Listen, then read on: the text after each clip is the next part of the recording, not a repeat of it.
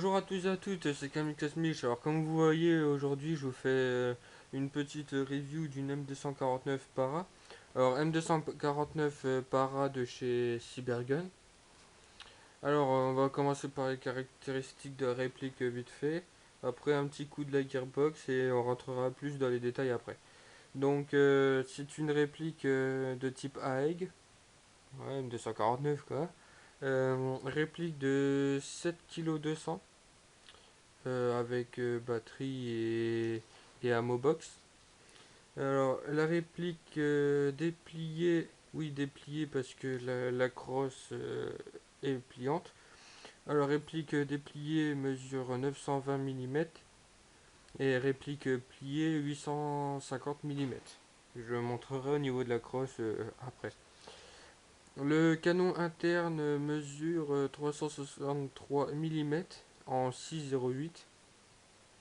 La puissance est de 400 fps. Le pop est ajustable. La réplique est full métal, mis à part le garde-main, la poignée de transport et la poignée tout court. Euh,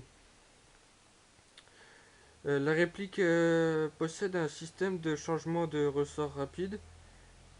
Elle n'a aucun marquage. Sa cadence en 9,6 est de 600 coups minute.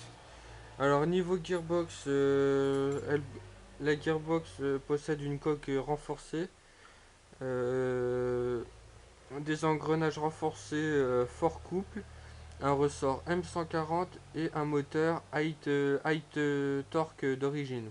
Donc moi je dis c'est vraiment bien pour de l'origine. Après rentrons dans les détails. Alors la réplique possède un rail Picatinny de là à là. Donc voilà, comme vous pouvez le voir, un rail Picatinny. Pour mettre un viseur, une ACOG, un viseur, voilà. La mire avant, et voilà, est assez simple. Il faut une clé pour la régler, un peu comme toutes les mires. Voilà, un petit rond avec un petit trait. La mire arrière, voilà, vous allez voir à peu près. Et elle est réglable en hauteur par la première roulette qui est là, et de droite à gauche par la deuxième roulette.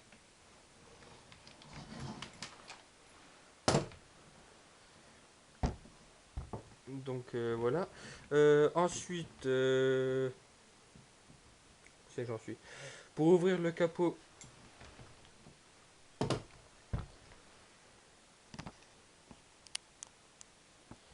on a deux teuteux ici, un là et un de l'autre côté au même endroit. Il faut les appuyer et on ouvre le capot. Et à partir de là, on atteint la bague du hop-up pour le réglage du hop-up qui est juste là au bout.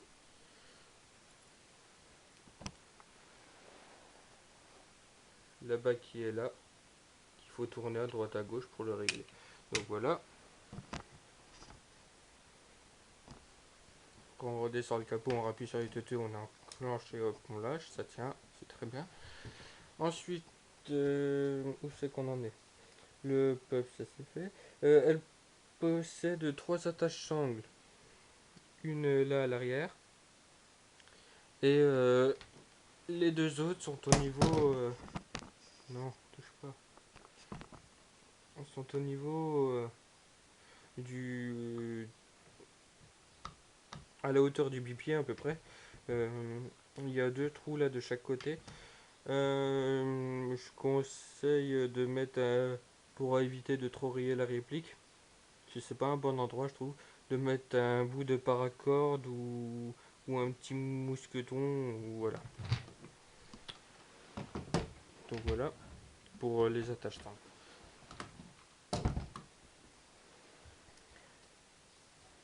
La sécu, il y a un petit bouton là au-dessus de la poignée. On appuie. Voilà, il ressort de l'autre côté, on appuie de l'autre côté, on remet On remet en mode de tir. Moi, un seul mode de tir, full auto. La crosse se plie. Alors assez simple.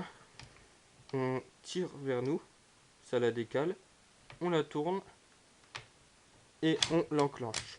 Voilà, la crosse est pliée. Pour la déplier, c'est pareil. On la tire, tac, elle s'enclenche là. On la tire un coup, on la tourne et elle s'enclenche. Il y a un léger jeu, mais ça tient très bien. Au talon de la crosse, il y a un truc qui se déplie comme ça. Je ne sais pas le nom exact. C'est pour poser sur l'épaule quand la réplique est posée sur le pied. Mais pour modèle RSO, ça sert pas vraiment.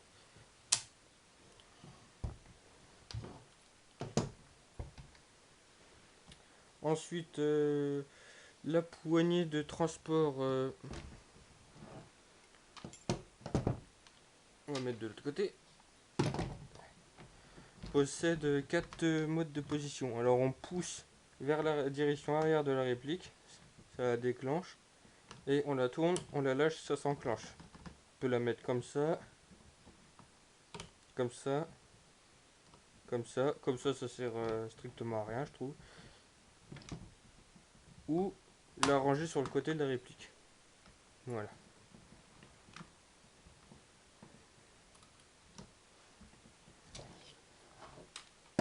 Voilà pour la poignée.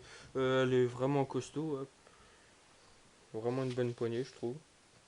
Après avoir dans le longtemps.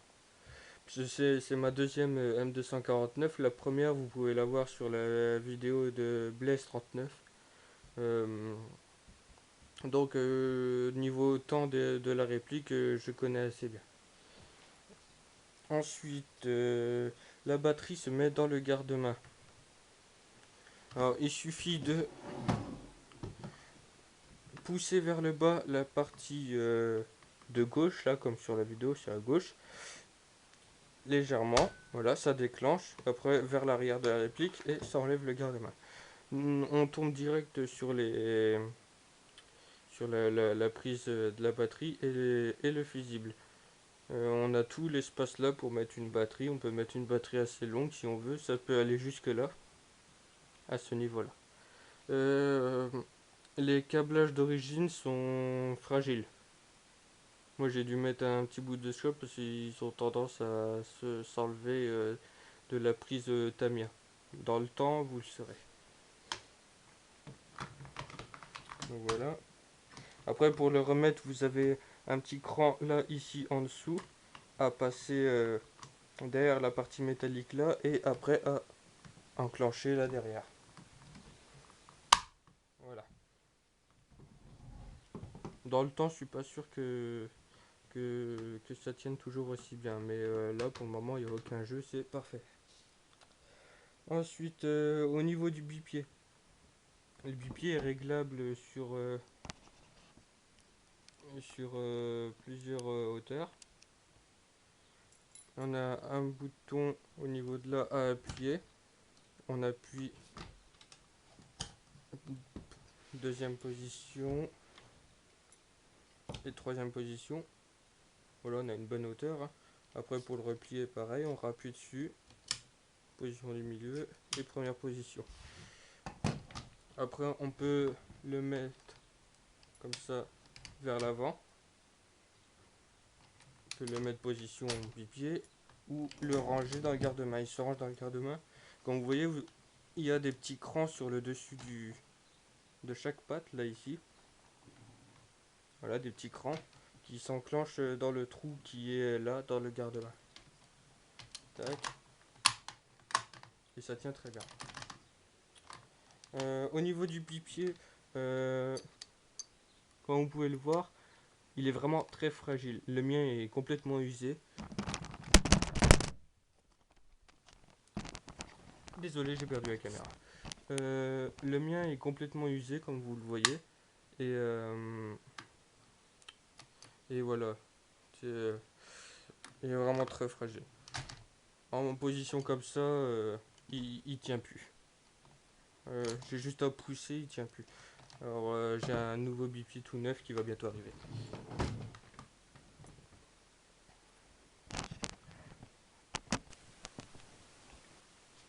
Donc voilà, au niveau du bipied c'est fait, il est très fragile, ainsi que le levier d'armement.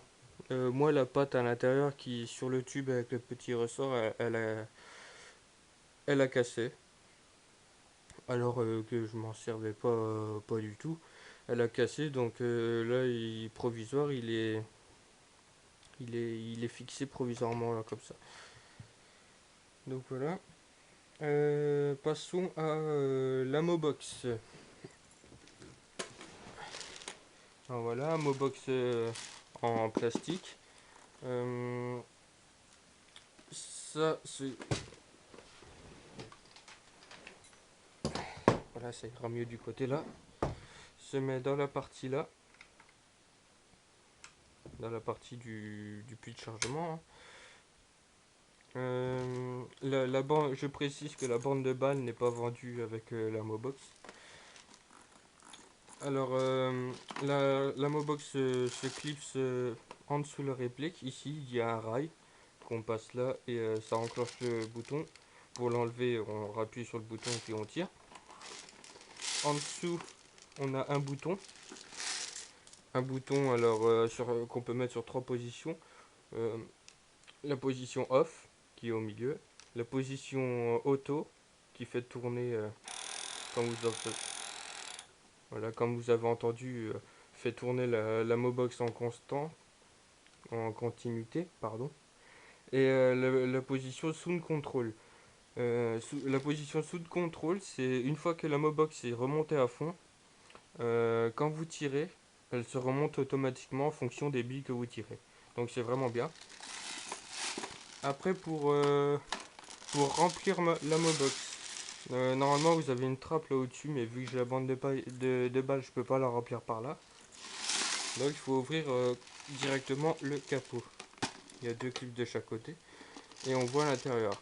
On a la partie mécanique de la Mobox qui fonctionne avec deux piles AA et la partie réservoir de billes qui est là. C'est juste la partie là.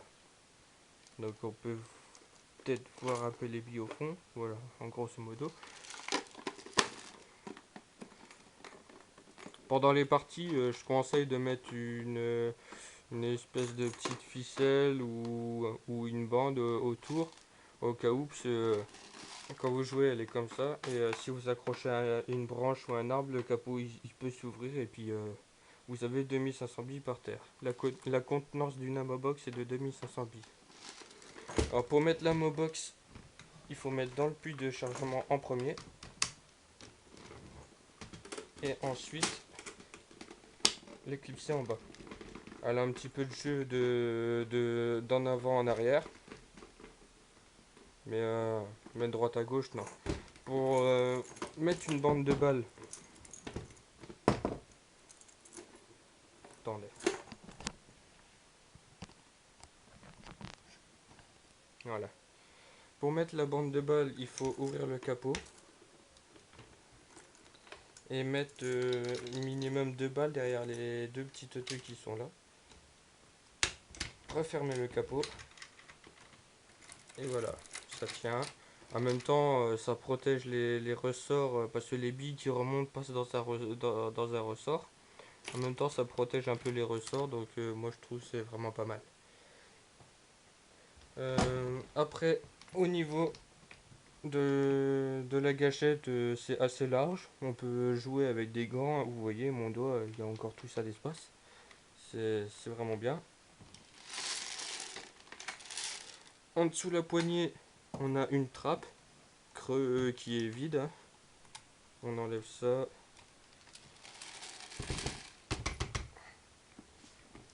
Et voilà, la trappe sous, et c'est vide. On peut y mettre, je sais pas, si on a un petit creux, un petit gâteau.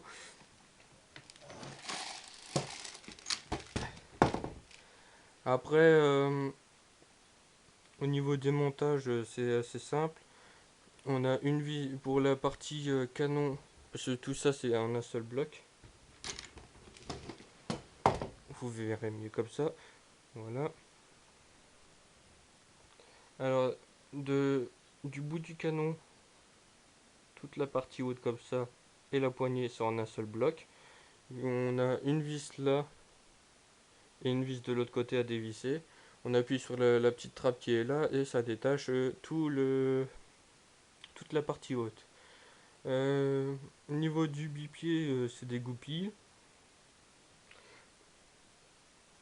Après, après voilà, vous avez quelques vis, c'est assez simple. Ce que j'allais oublier, le système de changement de ressort rapide que je vous parlais tout à l'heure. Il vous suffit de... Je reviens.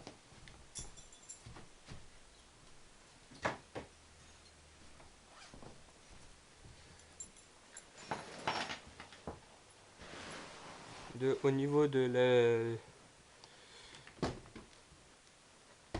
Attendez, je descends d'un étage.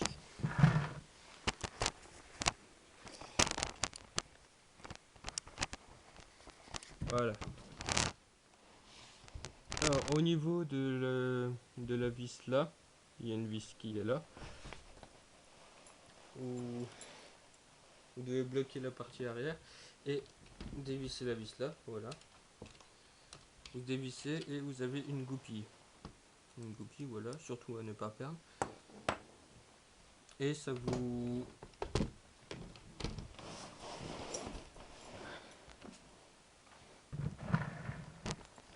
Ensuite, ça vous détache la crosse.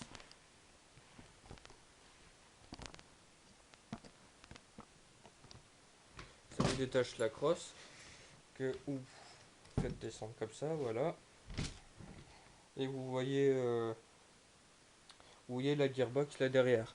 Alors après, vous ouvrez le capot et vous avez un bouton là au-dessus. Vous l'appuyez vers là-bas en tenant bien le derrière et vous avez tout le guide ressort qui sort ainsi que le ressort. Après vous mettez le ressort que vous voulez et puis hop c'est parti. Le ressort là n'est pas le ressort d'origine parce que le ressort d'origine qui tape à 400 fps c'est pas terrible pour ceux qui sont en face. C'est un ressort M90. Ça fait taper la réplique à 320, 330 fps à peu près. C'est plus raisonnable. Et ça ne change absolument pas la portée de tir de la réplique, qui est d'origine avec le canon de 6,08 d'environ 40 mètres. Donc voilà, après pour le remontage à effet inverse, on tient toujours le bouton. Après on met le ressort, on met le guide ressort, on lâche le bouton, ça tient, on referme le capot, on referme la crosse et on remet la goupille. C'est vraiment tout simple. Je ne ferai pas de test de tir pour cette réplique, vu que dans quelques jours je vais faire une partie avec.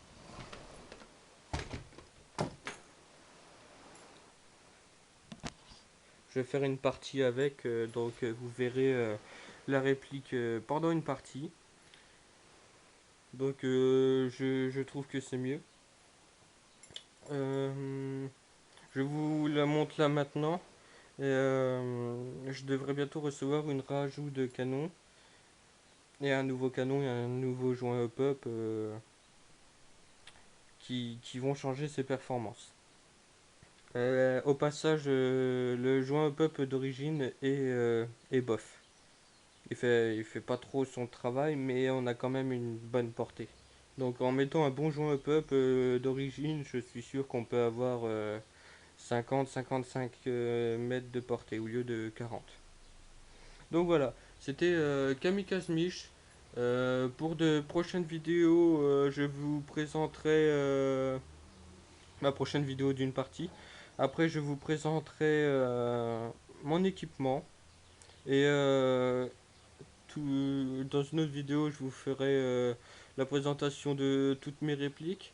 Et par la suite, une review d'un Barrett M82A1. Donc voilà, c'était Kamikaze Mich. Abonnez-vous pour des prochaines vidéos. Salut!